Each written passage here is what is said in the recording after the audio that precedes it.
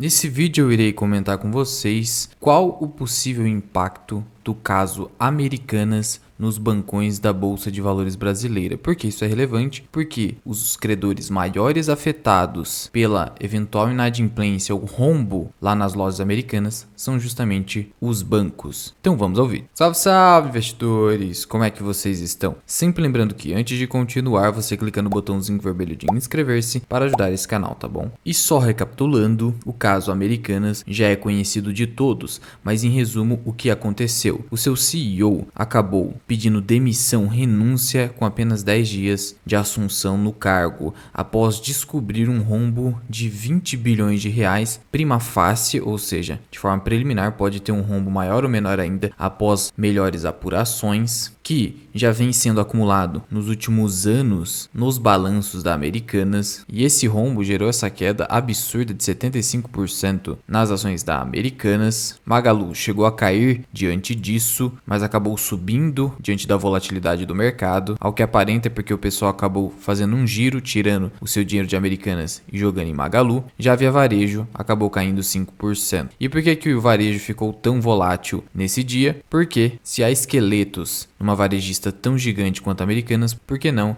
nas demais ações do setor varejista? Sendo que diversos fundos, mais de 600, vinham investindo em Americanas, somando 1,5 bilhão de reais. A maioria deles já saiu, gerando aí uma desvalorização muito forte nas ações. Veja só, após toda essa desvalorização, nos últimos 12 meses a ação acumula queda de 90%, fechando aí o pregão a 2,72, só 2,72.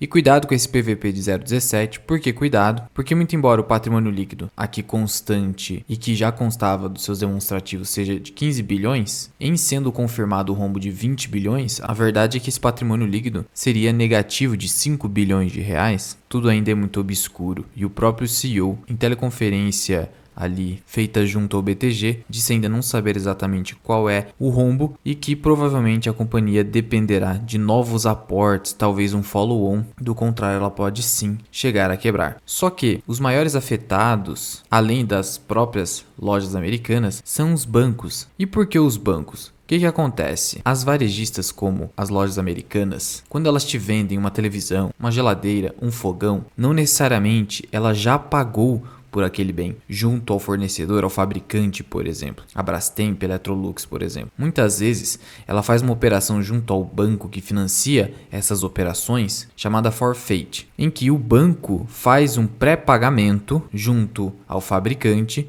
que fica isento então do risco do negócio, e quem assume esse risco é o banco, porque o banco acaba adquirindo um recebível que deve ser pago ao banco pela lojas americanas. Contudo, pelo menos 4 anos aí é o que se estima, a Americanas não estava lançando nos seus balanços esses valores devidos aos bancos a título de pré-pagamento na operação de forfeit, como despesa financeira, empréstimos e financiamentos. Não estava lançando, lançava como contas de fornecedores. E isso foi se acumulando e gerou então um rombo de 20 bilhões de reais, que vai impactar quem? Os bancos. E o que me surpreende é a empresa de auditoria independente que analisa previamente os balanços antes de sua publicação, não ter encontrado essa inconsistência. Será que houve falha? Será que houve fraude? Ainda tudo é muito incerto. Por isso toda essa desvalorização agressiva de mais de 70% em apenas um dia. E de início, o Bradesco BBI entende que haveria um impacto de 4,5% do equity total das instituições. É um impacto grande, porque esses 20 bilhões de reais estão distribuídos entre os bancões de varejo, e os principais bancos afetados provavelmente serão o próprio BTG Pactual, em especial o Santander, que ele concede muito crédito para o varejo e no caso pessoa jurídica, que é Americanas, já que o varejo no Santander representa mais ou menos 7% da carteira de crédito, depois Bradesco, que já está com um balanço bem ruim, e aí por fim Itaú. E o menos impactado é o Banco do Brasil, com apenas 2 a 3% de carteira de crédito no varejo. A Americanas, no primeiro momento, afirma que o impacto desse rombo não teria efeito caixa. Ainda não sabemos, é muito estranho isso aqui. Se de fato não houver, aí então essa queda de fato foi muito exagerada. 77% em apenas um dia, acumulando 90% de desvalorização. Agora a empresa está valendo apenas 2,5 bilhões de reais. Uma gigante como a Americanas valendo só isso. Olha só que loucura. loucura. Perdeu completamente a credibilidade dos fundos e principalmente da pessoa física. E aí, obviamente, diante dessas especulações quanto aos impactos dos bancos, o que ainda não está muito claro, a gente só vai perceber isso nos próximos balanços. A gente tem aí que o mercado já antecipou uma queda ali relevante em Santander, que caiu mais de 2%.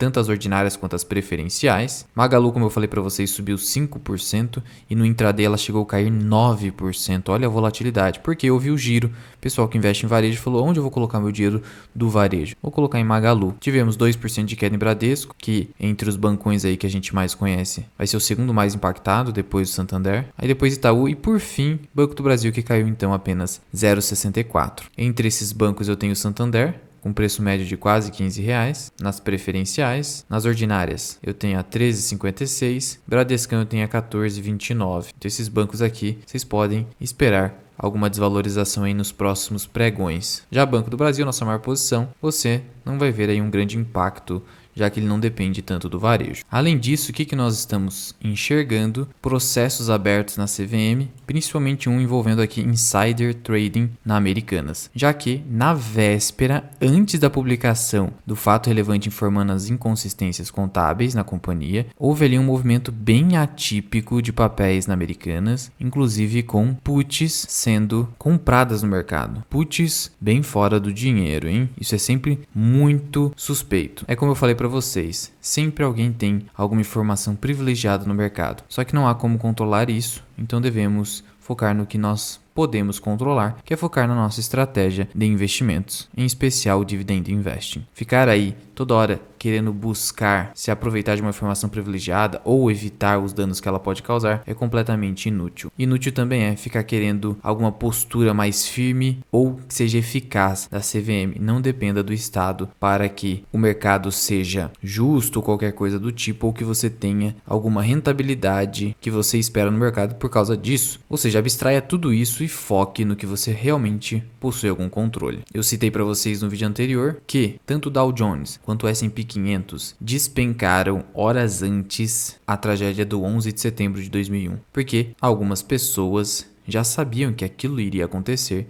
e por isso se aproveitaram do evento extremamente danoso para lucrarem com a queda dos ativos de renda variável. Portanto, não fique indignado com isso, faz parte desse jogo. No longo prazo, tudo isso foi e será insignificante. Agora, se você fica se preocupando com o curto prazo, de fato, você vai ficar maluco, assim como o senhor mercado. Ah, Luan, mas o que você vai fazer com esses bancos na sua carteira? Banco do Brasil não mudou nada, não vou mexer nada. Bradesco eu também não vou mexer porque eu comprei justamente por estar extremamente depreciado na minha visão. Já Santander, vou ter um pouquinho mais de cautela, até porque eu tô com ganho aqui de capital no banco. Ele se valorizou bastante, então se ele acabar caindo, simplesmente vai voltar para o meu preço médio. A depender do resultado que for publicado no quarto trimestre de 2022, que vai acontecer no começo de fevereiro, eu vou ver se eu aumento posição no banco ou deixo ele em quarentena. Preciso aguardar. Não é recomendação de investimento. Mas já vai deixando aqui nos comentários o que você espera dos bancões após toda essa investigação envolvendo o case da Americanas. Muito obrigado por ter ficado comigo até aqui. Eu sou o Luan, esse aqui é o canal Ambirá Investing. Até o próximo vídeo. Fui!